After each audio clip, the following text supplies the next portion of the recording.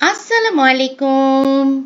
চতুর্থ শ্রেণীর ছোট্ট ছোট্ট দুষ্টু মিষ্টি বাচ্চারা, আজকে তোমাদের প্রাথমিক বিজ্ঞান বইয়ের অধ্যায় 11 নিয়ে আমরা পড়ব এবং অনুশীলনী সমাধান করব।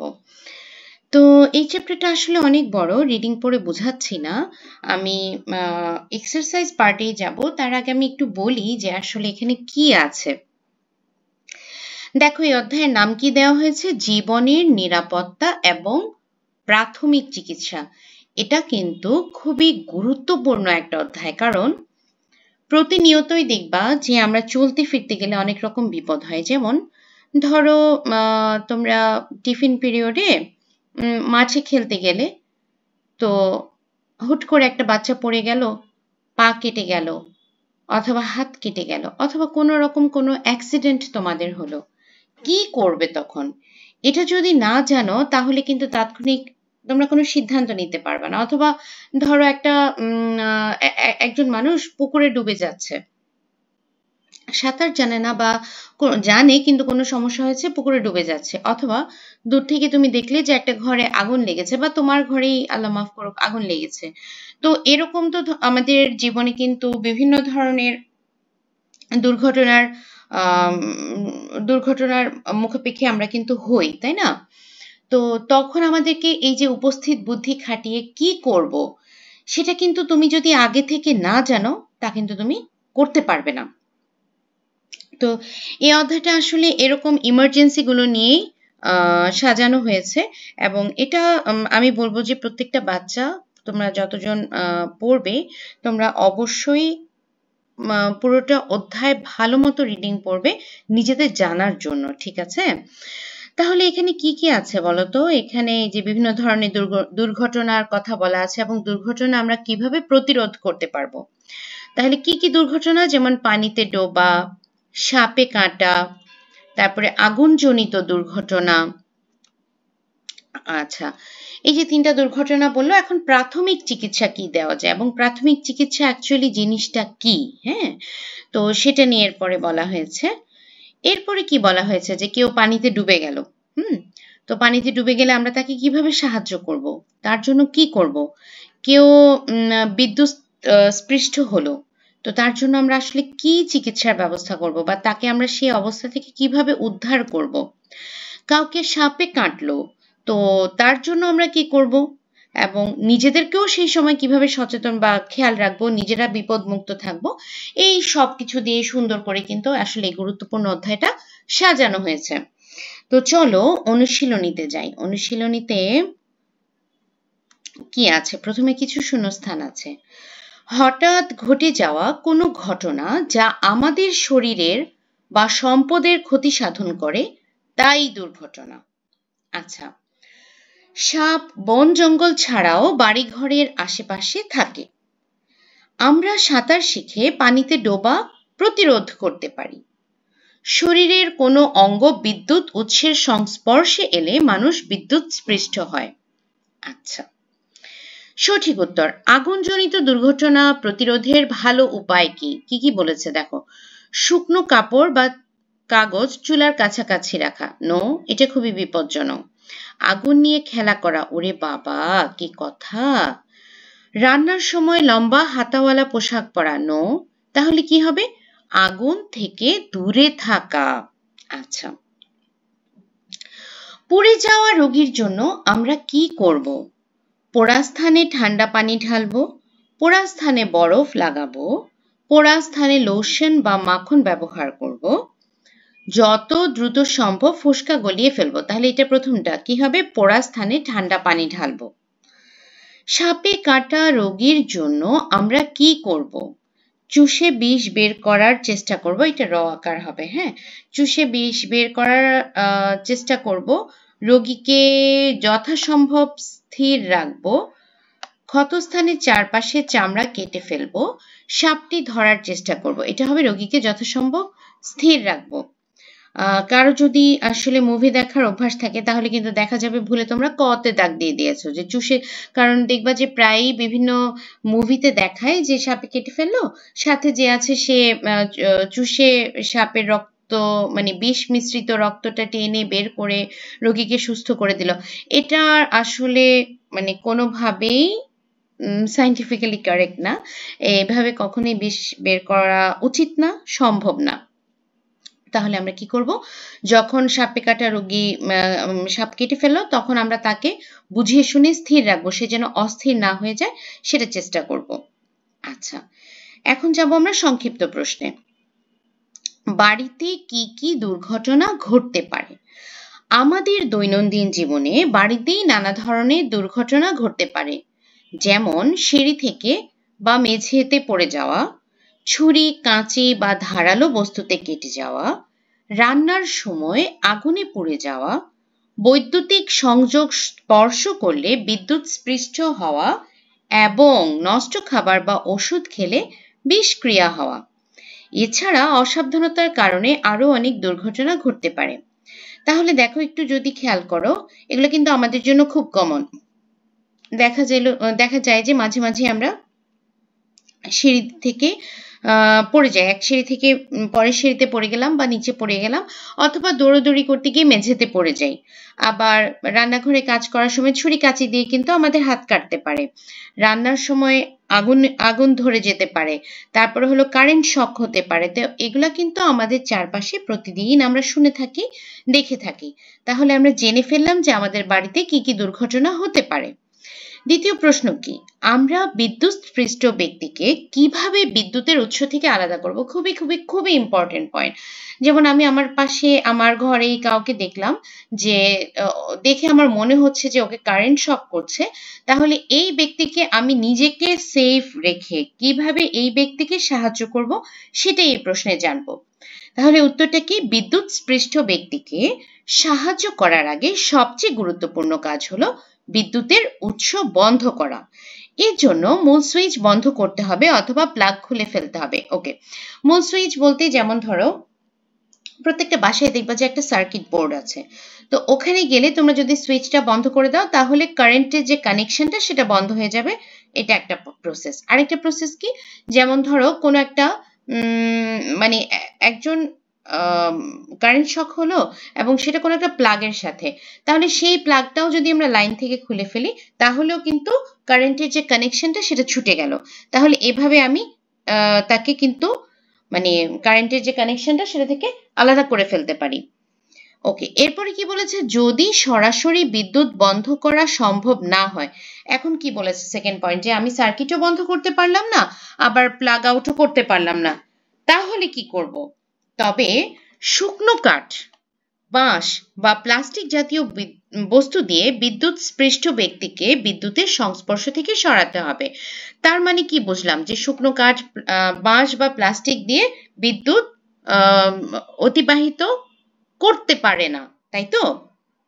ওকে, তবে খেয়াল রাখতে হবে যেন ভেজা হাত বা ধাতব কিছু ব্যবহার না করি, কারণ তাতেও উদ্ধারকারী বিদ্যুৎ স্পৃষ্ট হতে পারে।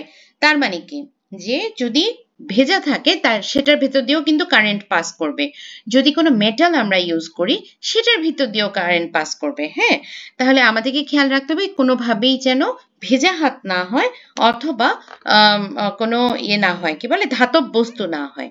ওকে, এই সময় তাহলে কি ব্যবহার করা যেতে পারে? এই সময় প্লাস্টিকের মাদুর, চটের বস্তা বা মোটা কাগজের উপরে দাঁড়িয়ে আমরা এই কাজটা করব।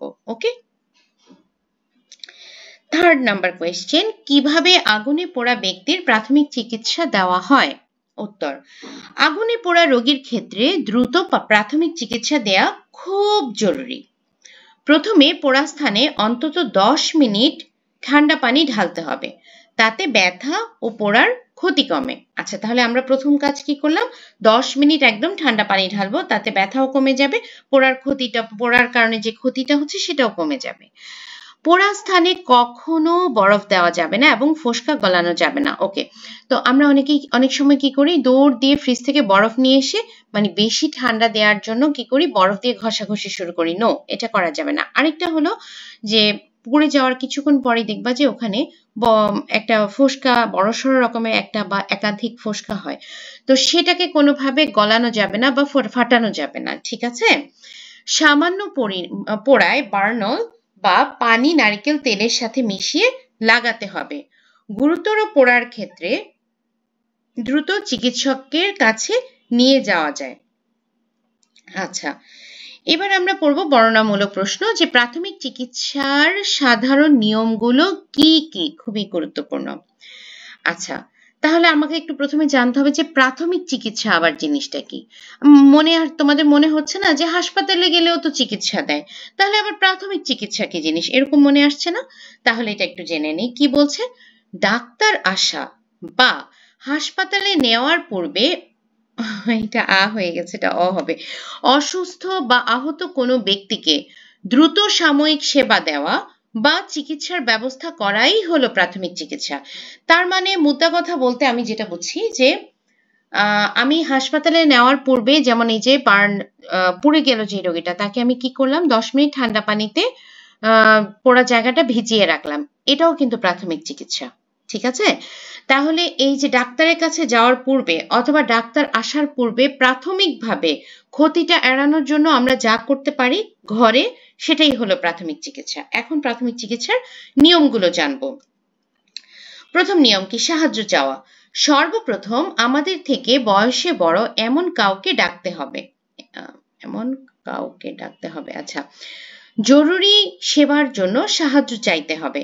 তার মানে কি, এই যে আমি দেখলাম, এখন আমি তো আসলে মানে তোমরা যারা ছোট বাচ্চারা তো আসলে সবকিছু তোমরা চাইলেই করতে পারবে না, সেজন্য তোমাদের প্রথম কাজ হবে কি, বড় কাউকে ডেকে নিয়ে আসা, ঠিক আছে, যেন সাহায্য করতে পারে। নিজেকে নিরাপদ রাখা। আহত ব্যক্তিকে সাহায্যের পূর্বে আমাদের নিজেদের নিরাপত্তা নিশ্চিত করতে হবে, তা না হলে আমরা নিজেরাই দুর্ঘটনায় পড়তে পারি। যেমন একটা এক্সাম্পল দিই, যেমন যে ইলেকট্রিক শক হলো, হ্যাঁ, তাকে যদি আমি ভেজা হাতে ধরে সরাতে যাই অথবা ভেজা হাত দিয়ে কোনো কাপড় দিয়ে ধরে সরাতে যাই, তাতে কিন্তু তার কাছ থেকে শকটা আমার কাছেও চলে যাবে, কারণ আমি কি জানি যে পানির ভেতর দিয়েও কিন্তু কারেন্ট পাস হয়। তাহলে আমাকে কিন্তু নিজেকে সেভ রেখে তাকে সেভ করতে হবে, তাই না? ওকে। নাম্বার 3, আহত ব্যক্তিকে স্থির রাখা। প্রয়োজন ব্যতীত আহত ব্যক্তিকে নাড়াচাড়া না করা। আহত ব্যক্তিকে শান্ত রাখা। আহত ব্যক্তিকে উৎসাহমূলক কথা বলে শান্ত রাখা। যেমন তুমি সুস্থ হয়ে যাবে, সব ঠিক হয়ে যাবে। কেন করব আমরা বলতো? কারণ হলো যে মানুষটা বিপদে পড়েছে সে কিন্তু অলরেডি স্ট্রেসড, হ্যাঁ, তো সে যদি এতটা স্ট্রেস নিতে থাকে এবং আমি যদি তাকে কুল অ্যান্ড কাম না করতে পারি, তাতে কিন্তু তার যে সমস্যা কোনোভাবে সমাধান তো হবেই না, বরং আরো নতুন নতুন সমস্যা তৈরি হবে। যেমন তার রক্তচাপ বেড়ে যেতে পারে, বিভিন্ন রকম সমস্যা হতে পারে। তো বিপদে পড়লে আমাদের প্রথমেই কিন্তু মাথাটা ঠান্ডা করে ফেলতে হবে। হ্যাঁ, ওকে। এরপরে কি, আমরা পানিতে ডুবতে থাকা কোনো মানুষকে কিভাবে উদ্ধার করব? পানিতে কেউ ডুবতে থাকলে প্রথমেই আমাদের উচিত বড়দের ডাক দেওয়া এবং জরুরি সাহায্যের ব্যবস্থা করা। উদ্ধার করতে গেলে নিজেকে ঝুঁকির মধ্যে ফেলা ঠিক নয়, তাই ভেসে থাকা বড় কাঠের টুকরা, কলা গাছ বা দড়ি পানিতে ছুঁড়ে দিতে হবে, যাতে ডুবন্ত ব্যক্তি তা ধরে ভেসে থাকতে পারে। একা একা সাঁতার কেটে উদ্ধার করতে যাওয়া বিপজ্জনক। পানির বাইরে তোলার পর যদি তার শ্বাস বন্ধ হয়ে যায়, তবে মুখে মুখে শ্বাস দিতে হবে এবং বুকের মাঝখানে বারবার চাপ দিতে হবে, এতে রোগী আবার স্বাভাবিক শ্বাস নিতে পারবে। আচ্ছা, তো প্রথম পয়েন্ট কি? প্রথমে হলো আমরা বড়দের কাউকে ডাক দিব, জরুরিভাবে সাহায্যের কথা বলবো। এরপর কি, যে নিজের যেন ঝুঁকি না হয় সেটা খেয়াল রাখবো। হ্যাঁ, কিভাবে খেয়াল রাখবো? একা একা সাঁতার কেটে তাকে উদ্ধার করতে যাব না, কারণ যে অলরেডি পানিতে ডুবে যাচ্ছে তাকে যদি একা উদ্ধার করতে গিয়ে উল্টা দেখা যাবে কি, যে আমি নিজেও বিপদে পড়ে গেলাম। আচ্ছা, এরপরে কি দেখো, এই যে ভেসে থাকা বড় কাঠের টুকরা, কলা গাছ, দড়ি, এটা পানিতে ছুঁড়ে দিব যেন সে ওটা ধরে কোনো মতে সেভ হতে পারে। এখন সেভ করলে তো হলো না, উঠিয়ে নিয়ে আসার পরে তার শ্বাস প্রশ্বাস ঠিক মতো চলছে কিনা সেটাও খেয়াল করতে হবে। যদি না চলে তাহলে মুখে মুখে শ্বাস দিতে হবে এবং বুকের মাঝখান বরাবর চাপ দিতে হবে। আচ্ছা, এরপরে কি, সাপে কাটা কিভাবে প্রতিরোধ করা যায়? আমাদের দেশে বিশেষ করে গ্রামাঞ্চলে সাপে কাটার ঘটনা বেশি ঘটে। এটি প্রতিরোধ করার কিছু নিয়ম মেনে চলা জরুরি। যেমন সাপ নিয়ে এটা নাড়া হবে, হ্যাঁ, নাড়াচাড়া বা খেলাধুলা করব না। আচ্ছা, সাপ থাকতে পারে এমন জায়গা যেমন ঝোপঝাড়, ঘন ঘাস, ইট বা পাথরের ফাঁক, গর্ত ইত্যাদি এড়িয়ে চলতে হবে। রাতে চলাফেরার সময় অবশ্যই টর্চ লাইট ব্যবহার করতে হবে। বাড়ির চারপাশ সবসময় পরিষ্কার রাখতে হবে যাতে সাপ লুকিয়ে থাকতে না পারে। এভাবে সচেতন থাকলে সাপে কাটা প্রতিরোধ করা সম্ভব। আচ্ছা, এরপরে কি বলেছে যে দুর্ঘটনায় পড়া কোনো মানুষ শ্বাস না নিলে আমরা কি করব? দেখো কখনো মানে হয় না যে পানিতে ডুবে গেল, এতটাই পানি সে খেয়ে ফেলেছে যে সে আর নিঃশ্বাস নিতে পারছে না, তখন আমরা কি করব? তখন আমরা কি করব সেটাই আজকে আমরা জানবো। দুর্ঘটনায় কেউ শ্বাস নিতে না পারলে দ্রুত প্রাথমিক চিকিৎসা শুরু করতে হবে। তাহলে প্রথমে কি করব? প্রথমে রোগীকে সমতল জায়গায় চিৎ করে শুইয়ে দিতে হবে, তার মানে একদম সমান কোনো জায়গায় চিৎ করে শুয়ে দিব। এরপর থুতনি আলতো করে উপরে তুলে ধরতে হবে যেন শ্বাসনালী খোলা থাকে। আচ্ছা, এরপর কি করব? নাম্বার টু হলো এরপর নাক চেপে ধরে মুখে মুখ লাগিয়ে বারবার ফু দিতে হবে যাতে তার বুক ওঠানামা করে। মাঝে মাঝে রোগীকে শ্বাস ছাড়ার জন্য সময় দিতে হবে। ওকে, নাম্বার থ্রি, রোগীর বুক ফুলে না উঠলে মাথার অবস্থান পরিবর্তন করে পুনরায় ফুঁ দিতে হবে। আচ্ছা, একই সঙ্গে আমরা কি করব? রোগীর বুকের মাঝখানে হাত রেখে প্রায় 30 বার নিচের দিকে চাপ দিতে হবে যাতে হৃদস্পন্দন সচল হয়। খেয়াল রাখতে হবে চাপ প্রয়োগের সময় বুকের উচ্চতা যেন 1/3 দেবে যায়। এটা কি তোমরা বুঝতে পারছো? মানে বুকের মাঝ বরাবর কেন আমি চাপ দিচ্ছি? কারণ ওখানে হার্ট আছে। হার্ট কি করছে? হার্টটা তো পাম্প বন্ধ করে দিয়েছে, রোগী ঠিক মতো নিঃশ্বাস নিতে পারছে না। তাহলে আমি 30 বার চাপ দিব, এবং চাপ দেওয়ার সময় এটা আমাকে অবশ্যই খেয়াল করতে হবে যে 1/3 পরিমাণ বুকটা যেন চেপে যায়, মানে এতটাই জোরে চাপ দিতে হবে। এটা একটা লাইফ সেভিং প্রসেস। হ্যাঁ, সামনাসামনি হলে তোমাদেরকে আমি আসলে প্রসেসটা আরেকটু ভালো করে বোঝাতে পারতাম।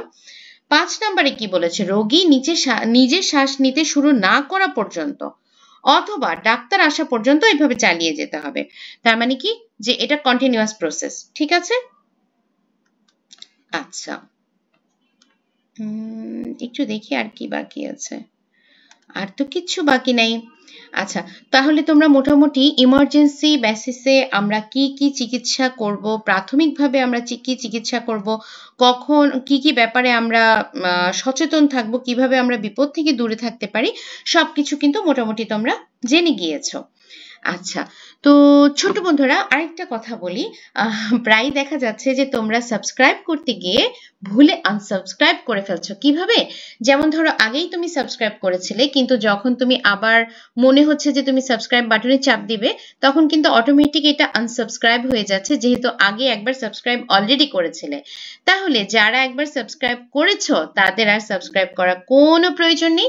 তারা শুধুমাত্র লাইক দিবে এবং কমেন্ট করে আমার ভিডিও পছন্দ হয়েছে কিনা বা আমার নিজেকে কোনোভাবে ইমপ্রুভ করতে হবে কিনা ফিডব্যাকটা দিবে, যেন আমি উৎসাহিত হয়ে নতুন নতুন ভিডিও আরো তাড়াতাড়ি আপলোড করতে পারি।